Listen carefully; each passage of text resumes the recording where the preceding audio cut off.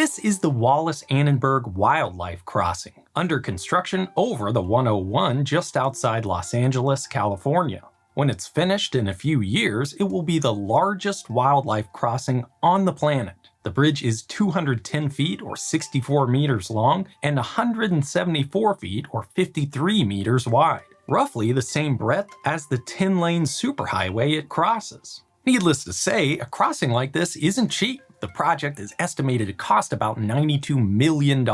It's a major infrastructure project on par with similar investments in highway work. And it's not the only example. The Federal Highway Administration recently set aside $350 million federal dollars to fund projects like this. That was actually a cool looking little bridge that they had here. With the greenery here to allow for the crossing. That's actually pretty cool. I don't think I've actually encountered one of those in person before. Aside $350 million federal dollars to fund projects like this. The reasons we're willing to invest so much into wildlife crossings aren't as obvious as you might think, and there are some really interesting technical challenges when you're designing infrastructure for animals. I'm Grady, and this is Practical Engineering.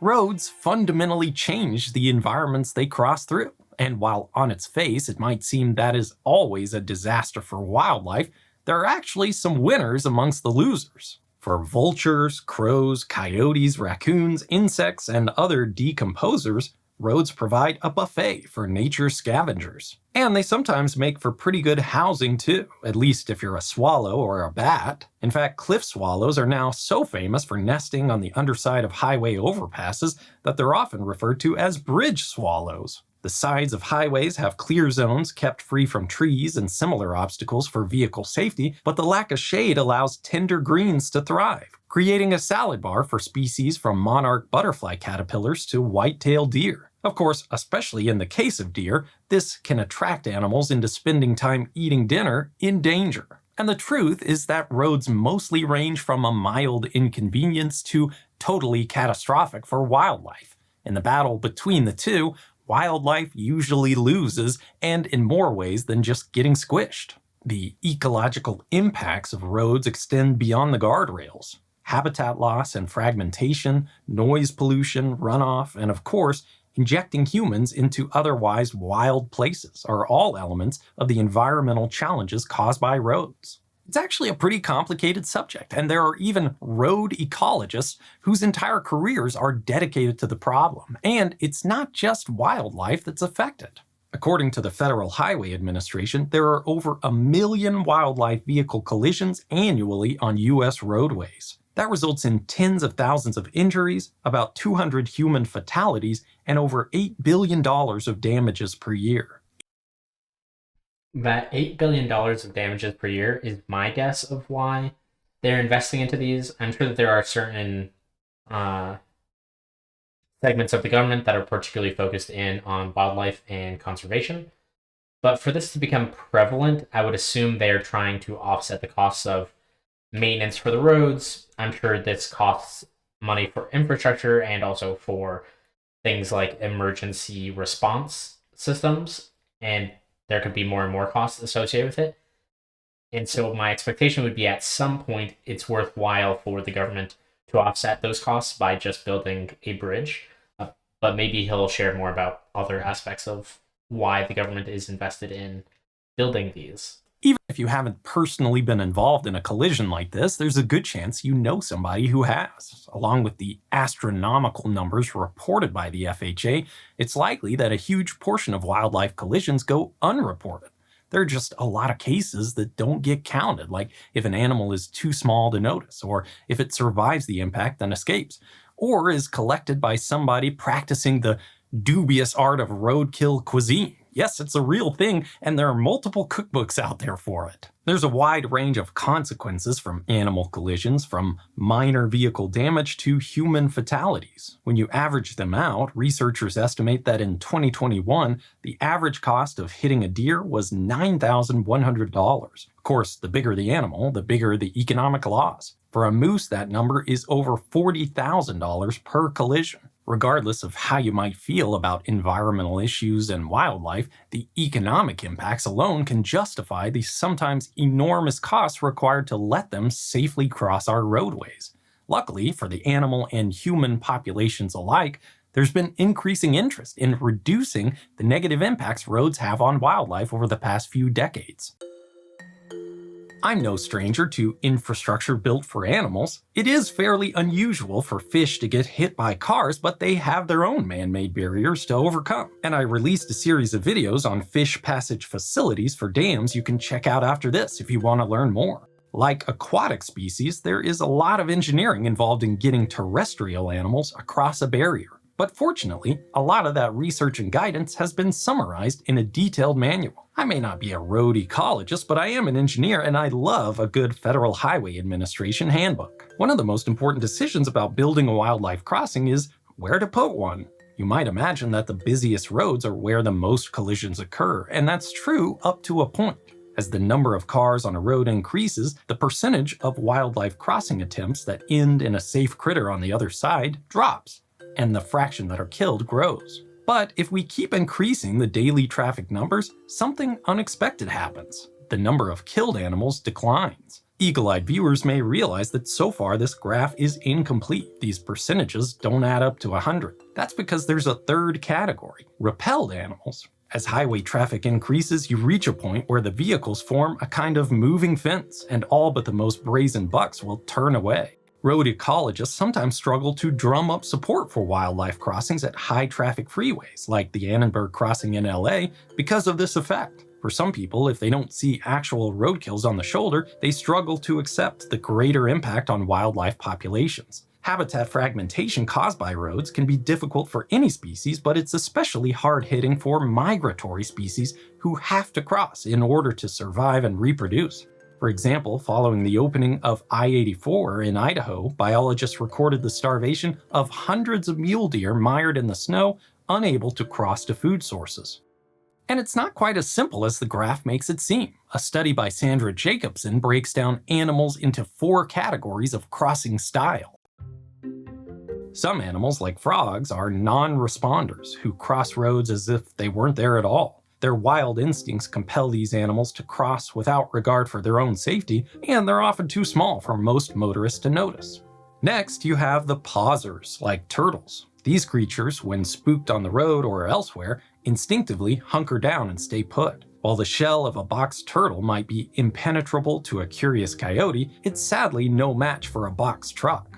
Then you've got avoiders. This group often includes the most intelligent members of the local fauna. Grizzly bears, cougars, and other carnivores often fall into this category. For them, even low-traffic, rural backroads can cause significant issues with habitat fragmentation, leading to poor genetic diversity. The small gene pool of a number of Southern Californian cougars is one of the major drivers of the construction of the Annenberg Bridge. Deer fall into the last category, speeders. As the name implies, these are fast, alert animals who, given the chance, will burst across a road to get to the other side. But even these categories have their exceptions. The poster cat of the US 101 project, a cougar called P22, famously crossed the 10-lane highway and took up residence in the shadow of the Hollywood sign. There just is no one-size-fits-all approach for getting animals across roads.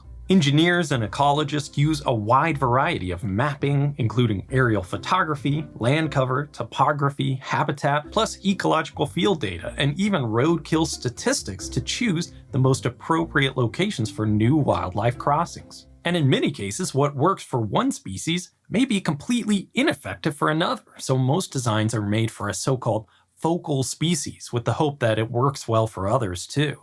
But before you have a crossing, you have to get the animals to it. In most cases, that means fences, and even that is complicated.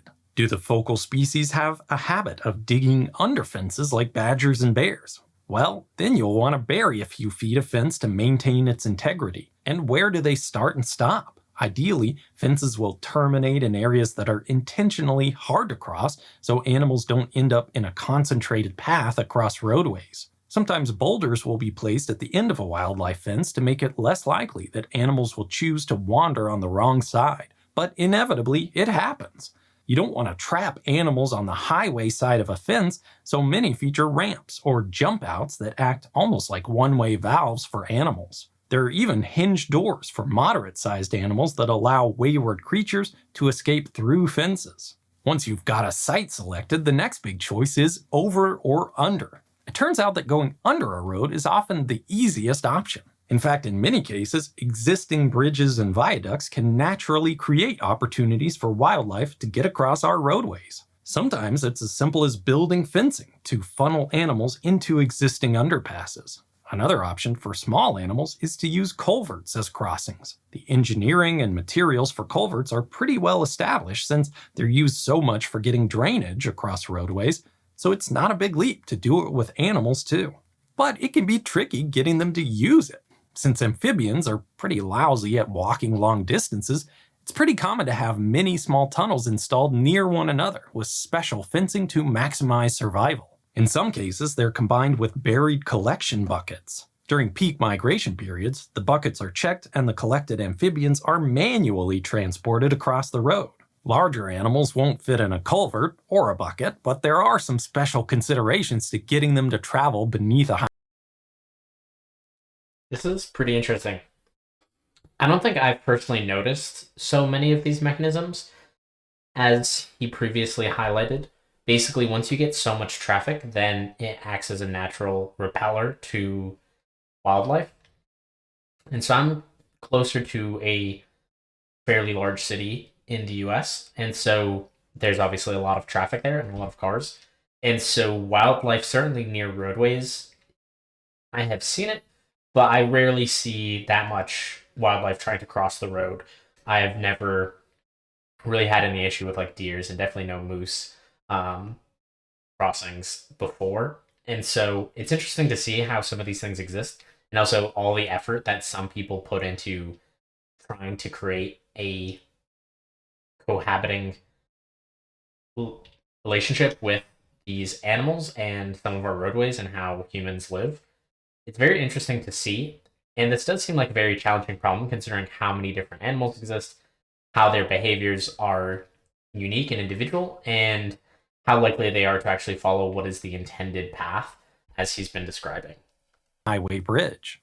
Many animals are hesitant about dark areas during the daytime, so it's important to get as much natural light in as possible. Lighting also affects the vegetation that grows under a bridge. More light means more natural feeling areas, which means more animals will be willing to cross under. And of course, keeping people out is important too. Disturbance from the public can really affect animals' willingness to incorporate a new, unusual route into their routine. Many crossings are designed with cover objects like logs, rocks, and brush that can help encourage a wider variety of wildlife to take advantage of the intended path.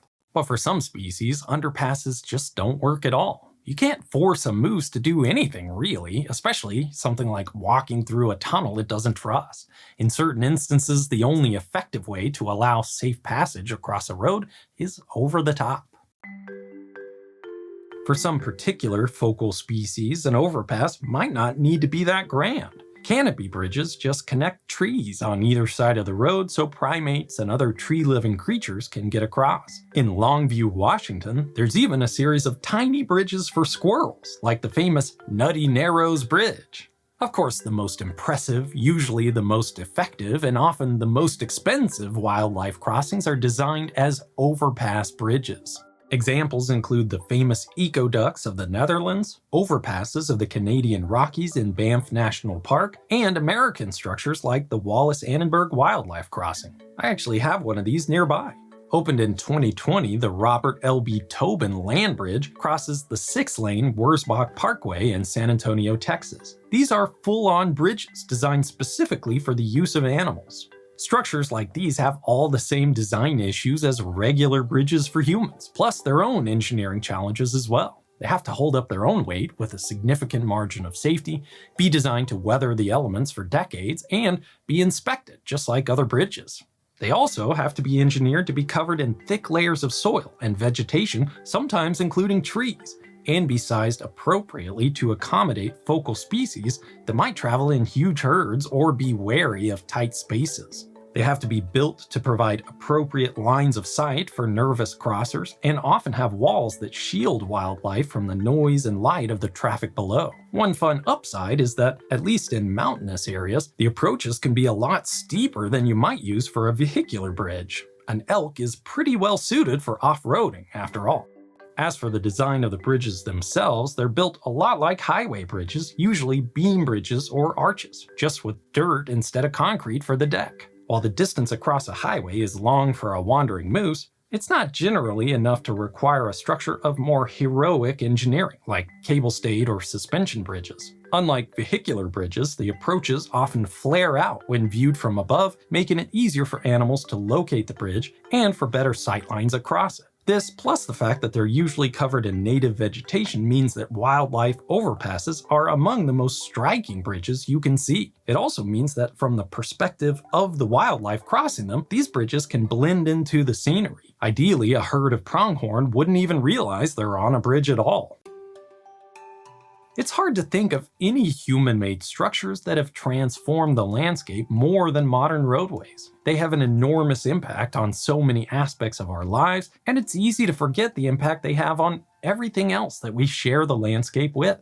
Sometimes when it comes to mitigating the negative impacts of roads on wildlife, the best thing is just to be more careful about where or if we build a road at all. But for many of the roads we already have, and the ones we might build in the future, it just makes sense for safety, the economic benefits, and just being good stewards of the earth to make sure that our engineering lets animals get around as easily as we can. Thank you for watching. If you've enjoyed what you've seen, please hit like or subscribe. I'll see you around.